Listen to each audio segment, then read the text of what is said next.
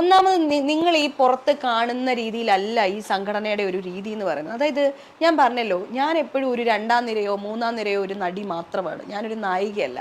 ഞാൻ അഭിനയിച്ചിട്ടുള്ള equal to heroine ആയിട്ടുള്ള ഒരുപാട് സിനിമകളുണ്ട്. കഥ തുടർന്നുവാണെങ്കിലും ഭാഗ്യദേവതയാണെങ്കിലും ഇതിനപ്പുറമാണെങ്കിലും മോളി ആൻഡ് റോക്സ് ആണെങ്കിലും ഒക്കെ ഞാൻ ഗംഭീരമായിട്ട് അഭിനയിച്ച ചിത്രങ്ങളാണ്. പക്ഷേ എന്നാൽ പോലും എന്താ പറയുക, നമ്മളെ പോലുള്ള ആൾക്കാരെ അംഗീകരിക്കാൻ വളരെ വിഷമമാണ്. അപ്പോൾ ഈ സംഘടനയിലെ ഈ സാഹോദര്യം, സ്നേഹം എന്നൊക്കെ ഈ പറച്ചിലിന് മാത്രമേ ഉള്ളൂ. എപ്പോഴും വലിയ ആൾക്കാർ എപ്പോഴും വലിയവരും, ചെറിയ ആൾക്കാർ എപ്പോഴും ചെറിയ ആൾക്കാരുമാണ്.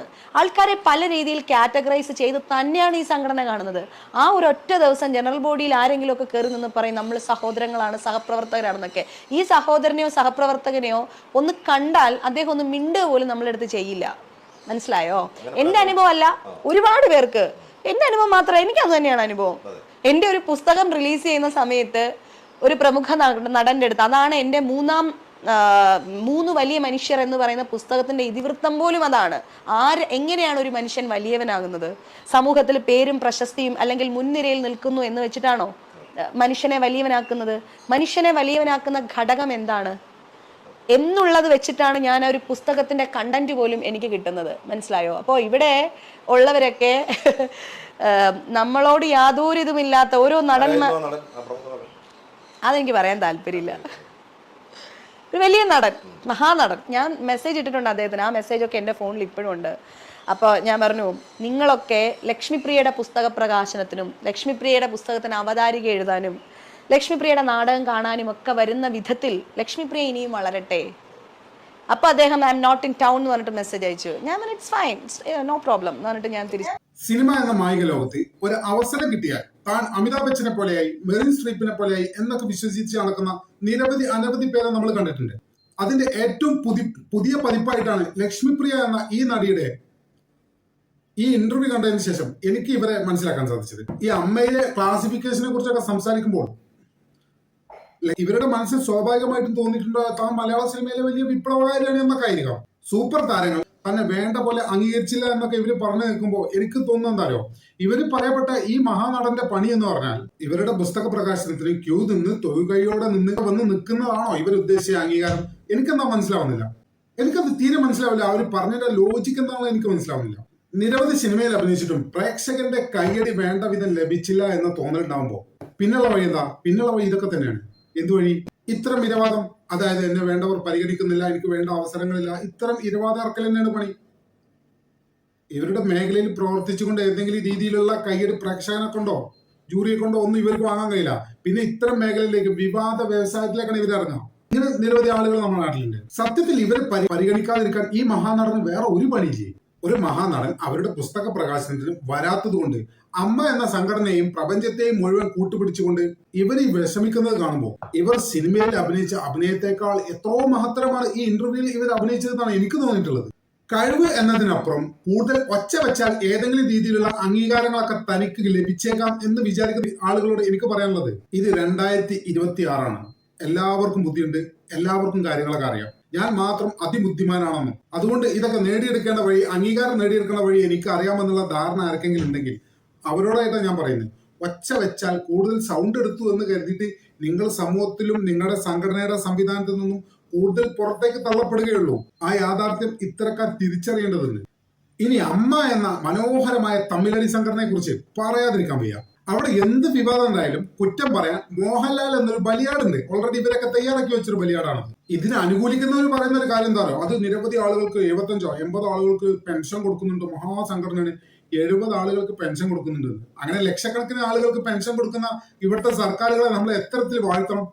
വെറും 70 80 ആളുകൾക്ക് പെൻഷൻ കൊടുക്കുന്ന ഇവരെ വാഴ്ത്തണമെങ്കിൽ ഒന്ന് ആലോചിച്ച് ഈ പെൻഷൻ കൊടുക്കാനേ ആധാർ ലിങ്ക് ചെയ്ത ഒരു ആപ്പ് ഉണ്ടാക്കിയാൽ മതി. അതിനുവേണ്ടി ഈ പുഴുക്കത്തുകൾ നിറഞ്ഞ സംഘടനയിൽ ജാതിയും മതമൊക്കെ പറഞ്ഞ് കസേരയ്ക്ക് വേണ്ടി, അധികാര കസേരയ്ക്ക് വേണ്ടി കടിപിടി കൂടുമ്പോൾ സത്യത്തിൽ ചിരി വരുന്നുണ്ട്.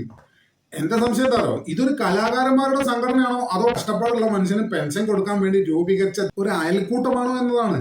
ഇവരുടെ ഈ സംഘടനക്കകത്ത് ഗ്രൂപ്പിസം കണ്ടല്ലോ, ഇവർക്കൊക്കെ അഭിനയത്തെക്കാൾ താല്പര്യം ഈ ഒരു സംഘടനയെ കടന്ന് ഗ്രൂപ്പിസം കളിക്കാനാണെന്ന് എനിക്ക് പലപ്പോഴും തോന്നിയിട്ടുണ്ട്. മോഹൻലാലാണ് ഈ സംഘടനയിലെ ഏറ്റവും വലിയ കോമാളി. നിങ്ങൾ പുതിയ തലമുറയെ നോക്കൂ, ടൊവിനോ തോമസ് ആവട്ടെ, ഉണ്ണി മുകുന്ദനാവട്ടെ, പൃഥ്വിരാജ് ആവട്ടെ, അല്ലെങ്കിൽ ചാക്കോച്ചനാവട്ടെ, എന്തിന് മോഹൻലാലിന്റെ സമകാലീനായ മമ്മൂട്ടി ആവട്ടെ, ഇവരൊന്നും തന്നെ വഴി തെറ്റി പോലും ഈ സംഘടനയുടെ ഭാഗമാകാൻ വരാറില്ല. നിങ്ങൾ ശ്രദ്ധിച്ചിട്ടുണ്ടോ എന്ന് എനിക്കറിയില്ല. അത്തരത്തിൽ മലയാള സിനിമയുടെ നട്ടലായ ഇത്തരം ആളുകളൊന്നും, മലയാളത്തിന്റെ മഹാനടൻ മമ്മൂട്ടി ഉൾപ്പെടെ, ഈ സംഘടനയുടെ ഭാഗമാകാനോ ഇതിന്റെ തീരുമാനമെടുക്കാനോ ഇതിന്റെ ചർച്ചകൾക്കൊന്നും നമ്മൾ നേരത്തെ പറഞ്ഞ പോലെ തന്നെ വഴി തെറ്റി പോലും അമ്മയുടെ ഓഫീസിലേക്ക് വരാറില്ല. പക്ഷെ നമ്മുടെ ലാലേട്ടൻ മാത്രം ഇപ്പോഴും പഴയകാല സംഘടനാ യോഗങ്ങൾക്കൊക്കെ തല കൊടുത്ത് അങ്ങനെ നിൽക്കുകയാണ്. ഈ ആധുനിക കാലത്തും ഞാൻ ഈ സംഘടനയുടെ സകല ഉത്തരവാദിത്വം ഉള്ള ആളാണെന്നൊക്കെ വിചാരിച്ചിട്ട് ഇതിനകത്തുള്ള പുഴുക്കുത്തുകൾക്ക് കാവലിരിക്കുന്നത് കണ്ടിട്ട് ചിരിക്കണോ കരയണോ എന്ന് എനിക്ക് തന്നെ അറിയില്ല.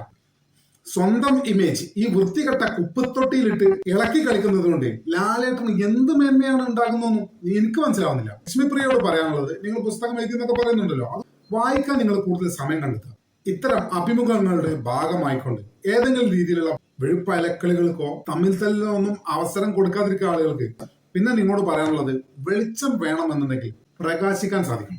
അല്ലാതെ മഹാനടന്മാരെ, സംഘടനയുടെ ഭാഗമായിട്ടുള്ള വലിയ ആളുകളെ കുത്തി നോവിച്ചിട്ട് ശ്രദ്ധ പിടിക്കുക എന്നുള്ളത് അത്ര നല്ല കാര്യമാണെന്ന് ഞാൻ വിചാരിക്കുന്നില്ല. ഇനി പറയാനുള്ളത് മോഹൻലാലിനോടാണ്. എന്റെ പൊന്നു ലാലേട്ടൻ, ഈ കൂതറ സംഘടനയുടെ കടിഞ്ഞാൺ പിടിച്ചത് കൊണ്ട് നിങ്ങൾക്ക് എന്താണ് ഒരു നേട്ടം? ചീത്തപ്പേരല്ലാതെ എന്താണ് ഇത്രയും കാലത്തിനിടയ്ക്ക് ഈ സംഘടന കൊണ്ട് നിങ്ങൾക്കൊരു നേട്ടം ഉണ്ടായത്? പാവങ്ങളെ സഹായിക്കാനാണ് എന്ന് ഞാനൊക്കെ പറഞ്ഞു വരികയാണെങ്കിൽ, പൊന്നു ലാലേട്ട, നിങ്ങൾ എന്തിനാണ് ഇങ്ങനെ സംഘടനയിൽ കിടക്കണേ? പാവങ്ങളെ നിങ്ങളെ നിൽക്കാൻ നിങ്ങൾക്ക് സഹായിച്ചൂടെ? എന്തിനാ നിങ്ങൾ ഈ അയൽക്കൂട്ടം സംഘടനയിൽ കൊണ്ട് തല വെച്ച് നിങ്ങളുടെ നിലയും വിലയും കളയുന്നത്? നിങ്ങൾ ആരാണ് മലയാളികൾക്ക്? നിങ്ങളുടെ വിലപ്പെട്ട സമയം ഈ അയൽക്കൂട്ടത്തിൽ തീർക്കാനാണോ നിങ്ങൾ കളയുന്നത്? കഴിഞ്ഞ ദിവസമൊക്കെ ഈ അമ്മയുടെ യോഗവും അതിനെ തുടർന്നുള്ള തർക്കങ്ങളും തെറിവിളികളെ കാണുമ്പോൾ നിങ്ങളും ആ യോഗത്തിൽ ഉണ്ടായിരുന്നു എന്ന് പറഞ്ഞപ്പോൾ എനിക്ക് ചിരിയാണ് വന്നത്. ആ യോഗത്തിൽ നിലവിൽ മലയാള സിനിമയുടെ നട്ടലായ മമ്മൂട്ടി അടക്കം, പൃഥ്വിരാജ് അടക്കം, കുഞ്ചാക്കോ ബോബൻ അടക്കം ഒരു മനുഷ്യനില്ലായിരുന്നു. അവിടെ ആകെ ഉണ്ടായിരുന്നത് നിങ്ങൾ മാത്രമാണ്. പിന്നെ കുറെ ജോലിയില്ലാത്ത സിനിമാക്കാരും. നിങ്ങൾ എന്തിനാണ് ഇതിന്റെയൊക്കെ ഭാഗമാകാൻ നടക്കുന്നത്? നിങ്ങൾക്ക് ഇതുകൊണ്ട് എന്താണ് നേട്ടം? സംഘടനയുടെ പേരിൽ സ്വയം തേഞ്ഞു തീരാതെ മോഹൻലാൽ, മമ്മൂട്ടിയെയും പൃഥ്വിരാജിനെയൊക്കെ നിങ്ങൾ കണ്ടു പഠിക്കണമെന്നേ ഞാൻ പറയുള്ളൂ. സ്വന്തം കഴിവിനെ അപ്രസക്തമായ ഈ സംഘടനാ ചവറ്റുകോട്ടയിൽ കൊണ്ടുപോയിട്ട് നിങ്ങൾ സമയം കളയല്ലേ? മലയാളികൾ ആഗ്രഹിക്കുന്നത് അമ്മ എന്ന സംഘടനയുടെ ഭാഗമായിട്ടുള്ള മോഹൻലാലിനെ അല്ല. മലയാളികൾക്ക് അങ്ങനെ ഒരു മോഹൻലാലിനെ വേണ്ടതാണ്. മലയാളികൾക്ക് വേണ്ടത് സ്ക്രീനിൽ വിസ്മയം തീർക്കുന്ന മോഹൻലാലിനെയാണ്. അത്തരം ഒരു മോഹൻലാൽ ഇത്തരം ഒരു കുപ്പത്തൊട്ടി സംഘടനയുടെ തർക്കങ്ങളുടെ ഭാഗമാകുന്നു എന്ന് പറയുമ്പോൾ സങ്കടം തോന്നുന്നു എന്നതിന് പകരം നാണക്കേട് തോന്നുന്നു എന്നാണ് പറയാൻ തോന്നുന്നത്. ഇത് നാണക്കേടല്ലേ? തമ്മിൽ തല്ലും വർഗീയതയും ജാതി, ഒരുമാതിരി നഴ്സറി പിള്ളേരെ പോലൊരു സംഘടന, അതിന്റെ ഭാഗമായിക്കൊണ്ട് തലയും കൊടുത്ത് മോഹൻലാല്. വല്ല കാര്യമുണ്ടോ മോഹൻലാൽ നിങ്ങൾക്ക് ഇതിന്റെ? എന്തിനാണ് നിങ്ങൾ നിങ്ങളുടെ നിലയും വിലയും കളയുന്നത്? ഇത്തരം സംഘടനകളെ, ഇത്തരം തമ്മിൽ തല്ലിന്റെയും സംഘടനാ പ്രവർത്തകരും കസാരക്കളിയുടെയും ഭാഗമായിട്ട് കൊണ്ട് നിങ്ങളുടെ നിലയും വിലയും നിങ്ങൾ എന്തിനു കളയുന്നു? നിങ്ങൾ ആരാണെന്ന് നിങ്ങൾ ശരിക്ക് തിരിച്ചറിയണം. ദൃശ്യം പോലെ ഒരു സീരിയൽ സിനിമ 200 കോടി കളക്ട് ചെയ്തെങ്കിൽ അതിന് വലിയൊരു പങ്ക് മോഹൻലാൽ എന്ന പേരിനുണ്ട്. അത്രത്തോളം മലയാളിയുടെ ജീവിതവുമായി ബന്ധപ്പെട്ട് നിൽക്കുന്ന ആളാണ് നിങ്ങൾ. ആ നിങ്ങളാണ് ഇതുപോലുള്ള അയൽക്കൂട്ടം കമ്മിറ്റികൾക്കൊക്കെ പോയി നാണം കെടുന്നത്. അതുകൊണ്ട് പ്രിയപ്പെട്ട മോഹൻലാൽ, നിങ്ങൾ ഇത്തരം അയൽക്കൂട്ടം കമ്മിറ്റികളുടെ ഭാഗമാകാതെ നിങ്ങളുടെ കരിയർ ഫോക്കസ് ചെയ്യൂ. നിങ്ങളെ ഇഷ്ടപ്പെടുന്ന ആളുകൾക്ക് നല്ല സിനിമകൾ തരൂ. അതാണ് ഇവിടെ ആവശ്യം. അയൽക്കൂട്ടത്തിലെ തമ്മിത്തല്ലും തെറിവിളിയും ജാതിയും മതവും പറഞ്ഞുള്ള നൈസർ പിള്ളേരെ കളിക്കൊന്നും നിങ്ങൾ നിൽക്കല്ലേ. ആരെങ്കിലും കളിച്ചോട്ടെ. സിനിമ ഇല്ലാത്തവർക്ക് ചിലപ്പോൾ അതൊക്കെ കളിച്ചിട്ട് എന്തെങ്കിലുമൊക്കെ കിട്ടുമായിരിക്കും. നിങ്ങൾക്ക് ഇതിന്റെയൊക്കെ വല്ല ആവശ്യമുണ്ടോ? നിങ്ങൾ എന്തിനാണ് ഇതിനൊക്കെ തലവെക്കാൻ നിൽക്കുന്നത്? ഒരിക്കൽ കൂടി പറയണം, ആ മമ്മൂട്ടിയെയും പൃഥ്വിരാജിനെയൊക്കെ നിങ്ങൾ മാതൃകയാക്കണം. അവർ നിങ്ങളെയല്ല മാതൃകയാക്കണ്ടേ, നിങ്ങൾ അവരെ മാതൃകയാക്കണം. എന്നാൽ നമ്മുടെ ചാനൽ ഇത് സബ്സ്ക്രൈബ് ചെയ്യാത്ത ആളുകൾ ഇപ്പോൾ തന്നെ സബ്സ്ക്രൈബ് ചെയ്ത് പിന്തുണ തരണമെന്ന് വളരെ വിധമായി മറ്റൊരു ഒട്ടും വേഗം തന്നെ കാണുമെന്ന പ്രതീക്ഷയോടെ തൽക്കാലത്തേക്ക് ഇവിടെ പറയുന്നു.